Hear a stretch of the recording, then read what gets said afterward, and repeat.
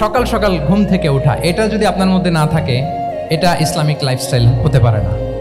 You must be a morning person. সকাল সকাল উঠতে হবে। আপনার সময় এমনভাবে মেনটেন করবেন আপনি যে সকাল সকাল ফজরের পর থেকে আপনি অ্যাক্টিভ। তার মানে you have to wake up early, you have to sleep early. একজন মর্নিং পারসন যদি না হন, এটা ইসলামিক লাইফস্টাইল হবে না।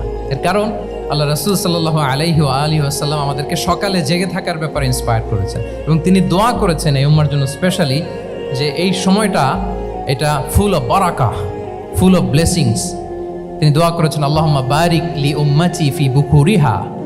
আল্লাহ এই উম্মতের বুকুরটা, মানে সকালের সময়টা, সানরাইজের পরে 3-4 ঘন্টা, এই সময়টাকে আল্লাহ আপনি বরকত দিয়ে ভরে দেন। এই সময়টাতে ঘুমানো যাবে না, এটা হচ্ছে বরকতের সময়। এবং আল্লাহ রাসূল সাল্লাল্লাহু আলাইহি সাল্লাম যদি কোনো সামরিক অভিযান প্রেরণ করতেন, এই টাইমে প্রেরণ করতেন, এই বুকুরের টাইমে।